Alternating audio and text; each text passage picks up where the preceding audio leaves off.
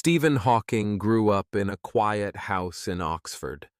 There was no television and no video games. Instead, his family filled their home with books. Every evening, they sat around the long table under a soft lamp. They took turns reading aloud from adventure stories or simple science essays. Sometimes they paused to guess the shapes of stars drawn in an old atlas. These gentle moments made Stephen feel that learning was a great adventure. As a child, Stephen loved to build and experiment. He and his friends saved old clock parts and bits of wire from their neighbors' garages. They worked together for hours, testing circuits and making the lights blink on their homemade Hawking machine.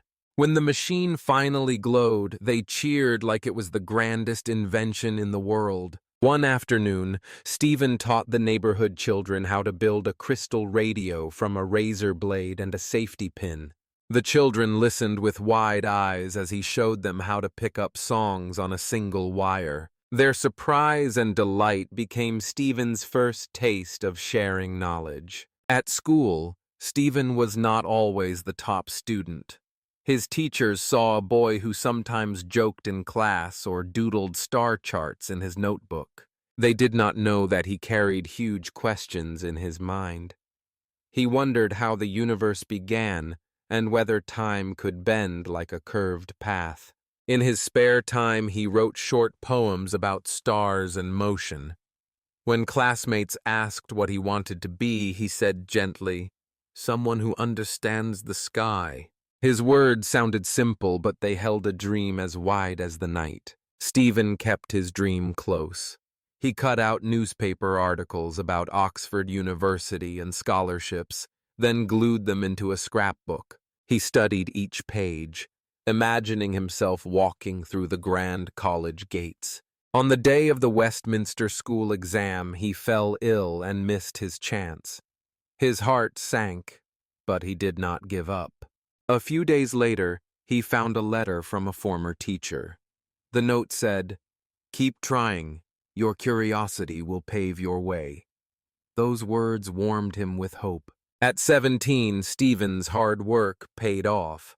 He won a scholarship to study natural sciences at University College, Oxford. Walking into his first lecture hall, he felt a mix of joy and nervousness. He carried his slim notebook and a pencil, but his mind carried endless galaxies. He knew that his journey would be slow and steady. He would need patience, clear thinking, and an open heart. Above all, he would keep asking questions without fear. In that first term, Stephen met other young people who loved science. They discussed simple ideas under the ancient trees. They shared sandwiches while talking about the laws of nature. Each small conversation made Stephen feel at home among his peers. He learned that curiosity, not speed or answers, was the true mark of a learner. Every question he asked, no matter how small, brought him closer to understanding. Looking back on his early days, Stephen knew that his gentle home, playful experiments, and big questions had built the foundation of his life. He learned that true learning grows in quiet moments of reading, in the humble joy of creating, and in the courage to dream of stars. This spark of curiosity would guide him through the greatest adventures of his mind. Stephen Hawking arrived at Cambridge University with a heart full of wonder. He walked through tall stone archways that had seen centuries of students and scholars. The air felt cool and quiet, as if the walls themselves were speaking. He carried a simple brown satchel filled with notebooks and a pencil. Inside his mind, he carried a universe of questions. In his first days, he sat in grand halls and listened to lectures on physics and mathematics. He felt both excitement and a gentle fear.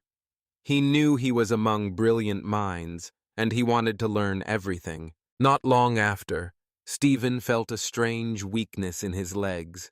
He stumbled on the stairs and fell one evening while heading to his dorm. Alarmed, he visited the doctor. After tests and long waits, he learned the shocking news. He had amyotrophic lateral sclerosis, or ALS. The doctor said the disease would affect his muscles over time and might shorten his life. Stephen felt fear rise, but also determination. He decided he would not let his body stop his mind. He would focus on the thoughts he loved most. He returned to his studies with a new purpose. He learned to use a walking stick to steady himself in corridors. When his legs grew weaker, he began using a wheelchair. Each change felt difficult, but he adapted with patience. He refused to miss a single lecture. He asked questions, took notes, and joined discussions with classmates. His spirit stayed strong even as his body grew fragile. Late at night, when the campus was still, Stephen sat at his desk with a small lamp. He thought about black holes, the strange remnants of collapsed stars. He wondered if they were truly invisible, or if they had a secret glow. One evening, he imagined tiny quantum particles popping into existence at a black hole's edge. Perhaps one particle could escape while its partner fell inside. If so, the black hole would lose a little mass over time. This simple idea filled him with excitement. He wrote down each step and calculation slowly, checking every line. In the coming weeks, he refined his idea into a full theory. He called it Hawking radiation. According to this theory, black holes are not completely black. They emit a faint radiation and shrink very slowly. This discovery would change how scientists understood black holes.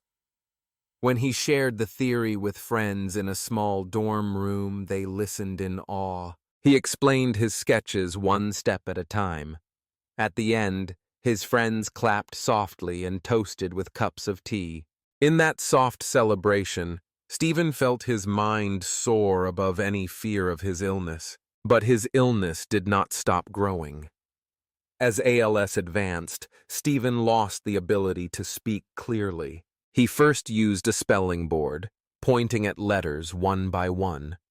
This was slow and sometimes frustrating. A simple conversation could take many minutes. Yet he stayed patient. He smiled and spared others from worry. Then, technology brought a new gift. A speech synthesizer arrived that he could control with a tiny switch under his cheek. He practiced moving the switch until he could select letters and form words. One morning he heard the machine say, "Good morning, Professor Hawking." He laughed with relief. That mechanical voice became his new way to speak. With his new voice, Stephen continued teaching and discussing complex ideas. He gave lectures at Cambridge and at conferences around the world. Audiences listened to his electronic voice explaining the strange glow of black holes. Even as his body grew weaker, his ideas traveled further than ever. His mind was free to explore cosmic mysteries because he refused to let his body hold him back. Stephen Hawking's journey at Cambridge was a tale of courage and discovery. He came as a young student with a satchel and questions. He faced a serious illness that could have ended his dreams. Instead, he battled his body and freed his mind. He imagined black holes glowing in the dark and proved that even the most daunting barriers could yield to human curiosity. His life showed that a strong mind could shine brighter than any physical limit. Stephen Hawking always wanted to share his love of science with everyone. In 1988, he began to write A Brief History of Time. Each sentence was built letter by letter using his speech synthesizer. He chose words slowly and carefully. He imagined people all over the world reading his book in groups. He saw small circles of friends and family gathering around a lamp. One person read a page, then another spoke a sentence aloud. They paused to look at diagrams, to ask simple questions, and to smile when a new idea appeared clear. When the book was published, it surprised Stephen. It did not stay only in science libraries. It reached airports, coffee shops, and living rooms. People from many countries held the slim volume in their hands. They found hope and wonder in its pages. A teacher in Brazil wrote to Stephen, "Your words helped me explain the universe to my students." In Ghana, a group of English learners started an online Ask Stephen forum. They posted easy questions about black holes and time. Volunteers answered in clear, simple English so that new learners could join the conversation. This small forum grew each week, and soon hundreds of learners practiced English by discussing cosmic mysteries. Television and film also carried Stephen's voice far beyond lecture halls. His mechanical tone narrated documentaries about stars and galaxies. He made a guest appearance on The Simpsons, joking about time travel. He even joined Albert Einstein and Isaac Newton in a holographic poker game on Star Trek. Each cameo brought laughter and light. Viewers saw that science could be fun, and that a great mind could live in a gentle body. They felt that anyone, no matter their age or language ability, could ask big questions. At Cambridge, the Stephen Hawking Center for Theoretical Cosmology opened its doors.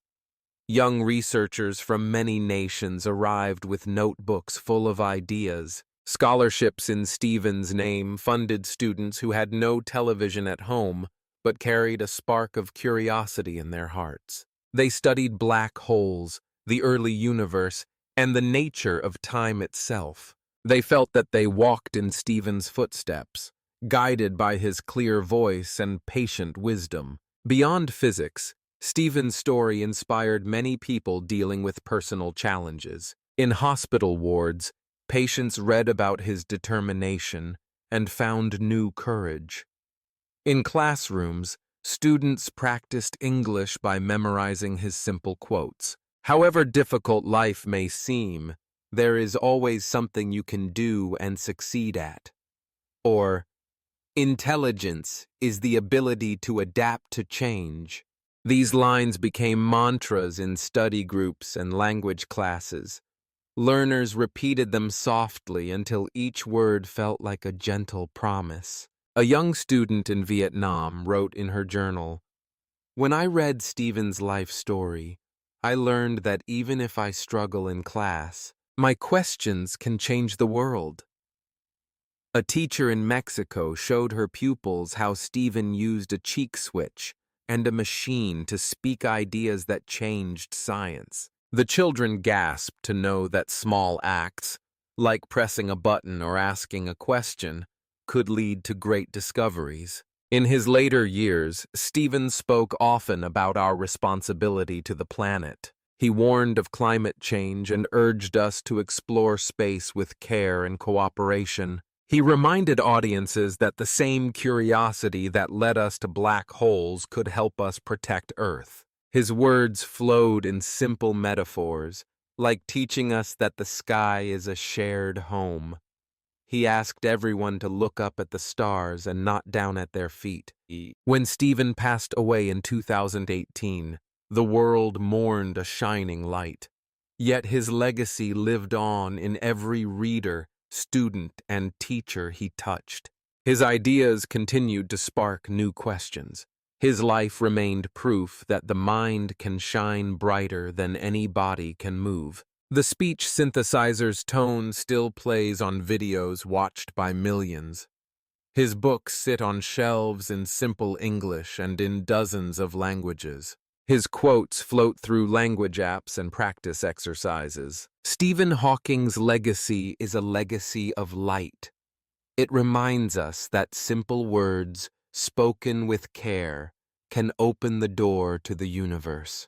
It shows us that sharing knowledge brings us closer together, across countries and classrooms. It teaches us that even small acts of curiosity, building a simple radio, asking a question in class, or typing a sentence with a cheek switch, can change the world. For every learner of English and every dreamer of stars, Stephen's story remains an invitation.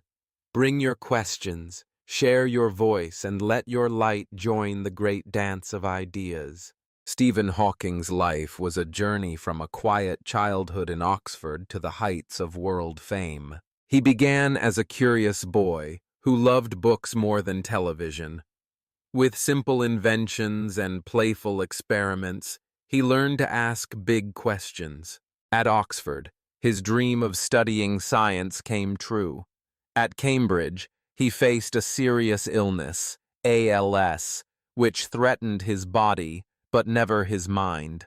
He adapted by using a walking stick, then a wheelchair, and finally a speech synthesizer to share his ideas. Despite his physical challenges, Stephen made a surprising discovery. Black holes are not completely black. They glow with what we now call Hawking radiation. This insight opened new paths in physics and showed how creativity and persistence can overcome any obstacle. He wrote a brief history of time with simple, clear words so that everyone could understand the universe's wonders. His book became a global bestseller and inspired millions to think about space, time, and our place in the cosmos. Stephen's voice reached beyond classrooms and lecture halls. He appeared on television shows, cartoons, and public events. He made science fun and accessible. He showed that a strong mind can shine brighter than any physical limit. His work led to a research center in his name, scholarships for young scientists, and countless classrooms where his life story motivated students to keep asking questions. The deep lesson from Stephen Hawking's story is that curiosity and determination can overcome any barrier. When you face difficulty, whether learning a new language, tackling a hard subject, or coping with personal challenges, remember his example. Break big goals into small steps, share your ideas, and use every tool you have. Speak up with your own voice, even if it takes time and practice. Your questions matter, and your efforts can change your world. Congratulations on listening through this entire story in English. By following each part and paying attention to simple words, you have practiced your listening and comprehension skills. You are improving your English one story at a time. Now here is a short quiz to test your memory and encourage interaction. Which quality was most important in Stephen Hawking's success? A. His curiosity and love of learning. B. His physical strength and speed. Please comment your answer A or B below. If you enjoyed this story, please subscribe to support our channel and help us create more free, high-quality English learning content. Your subscription gives us motivation to keep going. If you would like to help us cover the costs of producing these videos, please consider making a small donation. We do this work for free to help you learn English, and your support makes it possible. Thank you.